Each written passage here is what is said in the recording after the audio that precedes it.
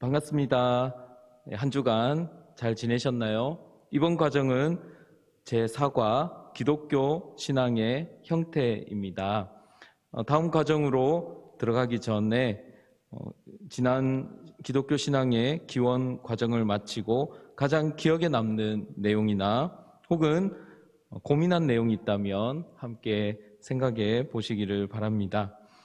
주일 예배 목사님의 말씀을 들으면서 또 지난 시간 교육을 받으시면서 가장 기억에 남는 내용이 어떤 것이었는지요? 또한 신앙적으로 고민한 내용이 있으신지요? 지난 3주간 우리 교회를 다니시면서 어떤 생각나는 일들이 있으시다면 함께 생각해 보시기를 바랍니다. 우리는 어떻게 모이며 무엇을 하는가? 우리는 교회 생활을 시작할 때 많은 기대감을 가집니다. 신앙을 가지고 교회를 다니는 사람은 다를 거야. 희생적이고 헌신적이며 사랑이 넘치는 사람만 교회에 있을 거야 라는 생각을 많이들 하게 됩니다. 사실 교회는 다양한 사람이 모여 있습니다. 그로 인해 서로 다툴 때도 있고 아프게 할 때도 있습니다. 병원이 아픈 사람들이 모이듯이 교회 역시 마찬가지입니다. 우리는 모두 예수 그리스도를 중심으로 살아가려고 노력합니다. 교회 하나됨은 획일적인 동일함이 아니라 서로가 다름에도 불구하고 예수 그리스도를 통해 하나가 되는 다채로운 일치를 추구합니다. 이것을 화목이라고 합니다. 교회가 무엇일까요? 고린도후서 6장 16절의 말씀입니다. 우리는 살아계신 하나님의 성전이라 이와 같이 하나님께서 이르시되 내가 그들 가운데 거하며 두루 행하여 나는 그들의 하나님이 되고 그들은 나의 백성이 되리라 고 말씀합니다. 교회에 대한 대표적인 오해 중 하나가 교회를 건물로 이해하는 경우입니다. 건물은 교회당 또는 예배당이라고 하며 정확하게는 교회가 아닙니다. 교회는 예수님을 믿는 사람들로 구성된 모임을 뜻합니다. 성경에서는 원어로 이것을 에클레시아라고 하는데요. 세상으로부터 부르심을 받은 사람들의 공동체라는 뜻입니다. 하나님과 예수님을 사랑하며 하나님을 예배하고 하나님의 뜻을 이루며 복음을 전파하는 모임으로 교회를 세웠습니다. 그렇기에 교회는 예수님을 중심으로 다양한 사람이 한 지체를 이루며 연합하는 모임입니다. 아래 질문이 있는데요. 가족, 직장, 모임 등 관계 속에서 다툼이 일어나는 이유가 무엇인가요? 관계 갈등으로 힘들었던 경험이 있나요? 누구나 이런 경험이 있을 것입니다. 마태복음 16장 18절 말씀입니다. 또 내가 내게 이르노니 너는 베드로라 내가 이 반석 위에 내 교회를 세우리니 음부의 권세가 이기지 못하리라. 교회는 보이지 않는 교회 또 보이는 교회 두 가지로 구분할 수 있습니다. 먼저 보이는 교회는 규모와 조직 등 제도를 갖추어 종교적 활동을 하는 교회를 의미합니다.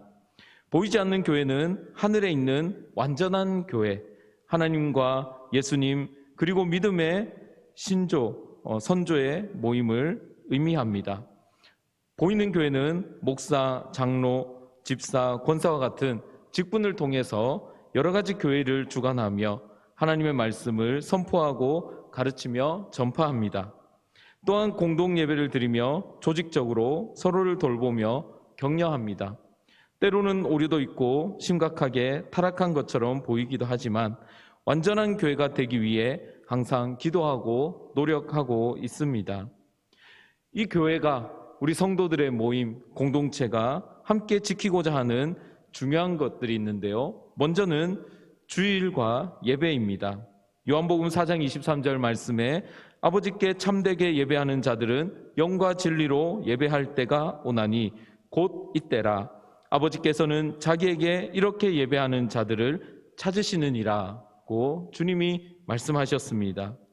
교회는 먼저 하나님을 예배하는 일에 힘씁니다. 하나님의 사랑과 구원을 받은 사람은 기쁨으로 하나님을 예배하게 됩니다. 그러므로 특별히 일주일에 하루 시간을 정하여 온 교회가 한 장소에 회집하여 일정한 예전적 규범을 따라 예배하는 일은 그리스도인의 가장 중요한 의무 중 하나입니다. 이는 엿새 동안에 나 여호와가 하늘과 땅과 바다와 그 가운데 모든 것을 만들고 일곱째 날에 쉬었음이라. 그러므로 나 여호와가 안식을 복되게 하여 그 날을 거룩하게 하였느니라. 출애굽기 20장 11절 말씀입니다. 온 교회가 하나님을 예배하기 위해 회집할 장소와 약속된 시간이 필요합니다. 특별히 하나님께서는 7일 중 하루를 구별하여 특별한 날로 지키기를 명령하셨습니다. 그 날이 바로 일반적으로 말하는 일요일, 우리 그리스도인들은 주일이라고 합니다. 현대에는 이 날에 모든 그리스도인이 교회에 나와 함께 하나님을 예배합니다. 요즘은 코로나 상황으로 인해 많은 분들이 비대면으로 온라인으로 예배를 드리는 경우도 있습니다.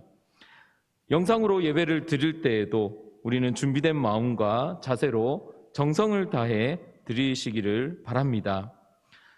약속된 장소에 나가기 전 마음이 편해 가기 싫었던 적이 누구나 있으실 것입니다. 근데 교회도 마찬가지입니다. 처음 교회를 나오시게 되면 여러 가지 어려움, 상황, 고민거리 또 어려움들을 경험할 수 있습니다. 그럼에도 불구하고 우리가 교회로서 함께 예배의 시간을 또 장소를 힘써 지켜나가시기를 바랍니다. 두 번째로 교회가 힘써 지켜야 할 것은 성도의 교제입니다. 너희도 성령 안에서 하나님이 거하실 처소가 되기 위하여 그리스도 안에서 함께 지어져 가느니라. 에베소서 2장 22절 말씀입니다. 예수님을 믿는 사람은 믿음 안에서 하나로 연합되어 있습니다. 교회는 예수님을 머리로 삼고 모두가 서로 유기적으로 연결되어 있습니다. 그로 인해 사랑과 은혜로 함께 교제하는 한 공동체라는 의미입니다. 또한 교회는 하나님께 받은 은혜를 서로 나누고 협력하여 하나님의 뜻을 이루어가는 공동체입니다. 따라서 교회는 인종, 신분, 성별, 연령 등에 상관없이 서로를 사랑으로 돌보며 섬기는 공동체입니다. 교회는 하나의 공동체로서 서로를 돌봐야 할 의무가 있습니다. 그로 인해 교회는 신방이라는 문화가 있습니다. 성도들이 방문하여 형편을 살피고 위로하고 교제하는 일입니다. 혹시 신방이 필요한 일이 있으시다면 언제든지 교회 사무실이나 새가족부로 연락해 주시기 바랍니다. 고린도전서 12장 13절 말씀에 우리가 유대인이나 헬라인이나 종이나 자유인이나 한 성령으로 세례를 받아 한 몸이 되었고 또 다 한 성령을 마시게 하셨느니라. 아멘. 교회는 한 성령 안에서 한 몸이 되었는데 성령 하나님은 성도들을 서로 일치를 이루게 할 뿐 아니라 각 사람에게 다양한 재능과 직분을 주셔서 교회를 세워가게 하셨습니다.